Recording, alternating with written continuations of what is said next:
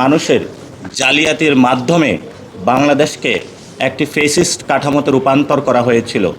আর এই ফেসিস্ট কাঠামোর রূপান্তরে অন্যতম ভূমিকা রেখেছিল নির্বাচন কমিশন। ওনারা আমাদের কাছে প্রতিশ্রুতিবদ্ধ হয়েছেন যে যারা এখানে কর্মকর্তা কর্মচারীবৃন্দ রয়েছেন তাদের থেকে ওনারা শপথ নিয়েছেন, কিন্তু আমরা বলেছি শুধু শপথের মধ্যেই সমাপ্ত না করে গত 15 বছরে যারা এই কাজগুলো করেছে তাদেরকে যথাযথ আইনগত প্রক্রিয়ার মধ্যে নিয়ে আসতে হবে। যারা আহত হয়েছিল, যারা শহীদ হয়েছিল, গত 15 বছরে অনেক মানুষকে গুম খুন নির্যাতনের সঙ্গে করা হয়েছিল। বড় একটি জায়গা ছিল আমাদের ভোটাধিকার কেড়ে নেওয়া হয়েছিল এবং মানুষের জালিয়াতির মাধ্যমে বাংলাদেশকে একটি ফেসিস্ট কাঠামোতে রূপান্তর করা হয়েছিল। আর এই ফেসিস্ট কাঠামোর রূপান্তরে অন্যতম ভূমিকা রেখেছিল নির্বাচন কমিশন। এই সংস্কারের মধ্য দিয়ে যে নতুন একটি বাংলাদেশ আমরা পুনর্গঠন করতে যাচ্ছি, সেই সংস্কার প্রক্রিয়ার মধ্য দিয়ে নির্বাচন কমিশনকেও যাতে আমরা নিয়ে যেতে পারি সেই বিষয়ে আমাদের মধ্যে দীর্ঘক্ষণ আলোচনা হয়েছে।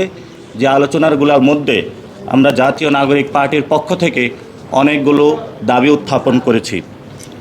আমরা বলেছিলাম গত 3টি নির্বাচনে যারা অংশগ্রহণ করেছিল প্রার্থী এবং নির্বাচন কমিশনের অনেক কর্মকর্তা কর্মচারীবৃন্দ যারা এই বিষয়গুলোর সাথে জড়িত ছিল এবং তাদেরকে ইনভেস্টিগেশনের মাধ্যমে সঠিক প্রক্রিয়ার নিয়ে এসে দেশবাসীর সামনে দৃশ্যমান একটি বিচারের আওতায় নিয়ে আসতে হবে, যাতে ভবিষ্যৎ বাংলাদেশে কোনো প্রতিষ্ঠান সাংবিধানিক হোক অসাংবিধানিক হোক, কোনো ব্যক্তি কোনো দলের পক্ষে না গিয়ে বাংলাদেশের হাজারো মানুষের রক্তের উপর প্রতিশ্রুতিবদ্ধ হয়ে নতুন একটি ব্যবস্থায় যাত্রা করার জন্য আর এই দুঃসাহস গত 15 বছরের মতন না দেখাতে পারে।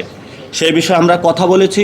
ওনারা আমাদের কাছে প্রতিশ্রুতিবদ্ধ হয়েছেন যে যারা এখানে কর্মকর্তা কর্মচারীবৃন্দ রয়েছেন তাদের থেকে ওনারা শপথ নিয়েছেন, কিন্তু আমরা বলেছি শুধু শপথের মধ্যেই সমাপ্ত না করে গত 15 বছরে যারা এই কাজগুলো করেছে তাদেরকে যথাযথ আইনগত প্রক্রিয়ার মধ্যে নিয়ে আসতে হবে। আমরা দ্বিতীয় যে দাবিটা উত্থাপন করেছিলাম, মনোনয়নপত্র জমা দেওয়ার জন্য যারা প্রার্থী রয়েছেন সশরীরে উপস্থিত হতে হবে।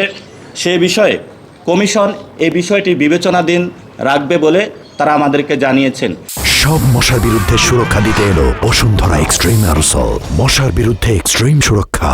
কারণ আমরা দেখেছিলাম যে অনেক বড় বড় ঋণ খেলাপি থেকে শুরু করে গুন্ডা মাস্তান জনগণের ভোটের মাধ্যমে দিয়ে সংসদের মধ্যে একটি দুর্বৃত্ত ব্যবস্থা চালু করেছে। ফলত আমরা আর এই ব্যবস্থা দেখতে চাই না।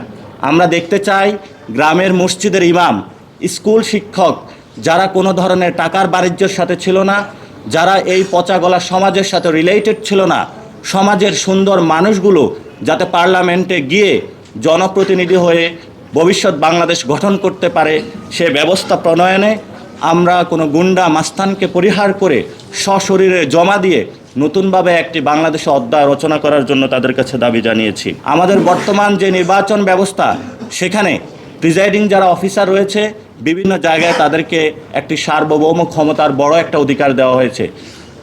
পরবর্তীতে ইলেকশন কমিশন এই বিষয়ে কোনো রেসপন্সিবিলিটি নিয়ে থাকে না যে কোথায় ইলেকশন কেমন হয়েছে।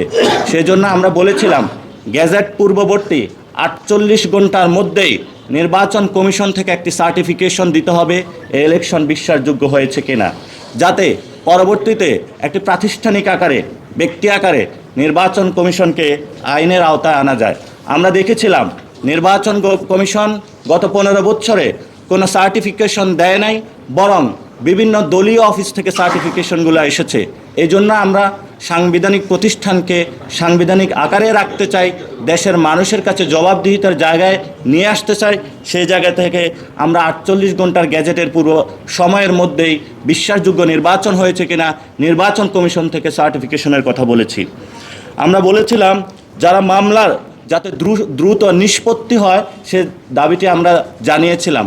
কারণ আমরা দেখেছিলাম গত 15 বছরে অনেক প্রার্থী রয়েছেন যারা বিভিন্ন জায়গায় ঋণ খেলাপি হয়েও এবং তাদের যে হলফনামা নির্বাচন কমিশনে জমা দিয়ে থাকেন তারা অনেক ছল ছাত্রীর আশ্রয় নিয়ে থাকেন। সে বিষয়ে আমরা তাদের কাছে দাবি জানিয়েছিলাম যাতে নির্বাচনের 3 মাস পূর্বেই যারা হলফনামা বিশ্বাসযোগ্য কিনা এই বিষয়গুলা বিভিন্ন ইনভেস্টিগেশনের মাধ্যমে করে দ্রুত এটি মামলার মাধ্যমে এবং দ্রুত তাদের যে কাগজপত্র রয়েছে সেগুলো চেকের মাধ্যমে দ্রুত নিষ্পত্তি করা হয়, সেই বিষয়টা বিবেচনাধীন করার জন্য আমরা তাদের কাছে জানিয়েছি। তারা বিষয়টি বলেছিলেন যে এই বিষয়ে তারা সম্মত হয়েছেন এবং তারা এটা ভবিষ্যতে কাজ করবেন বলে জানিয়েছেন।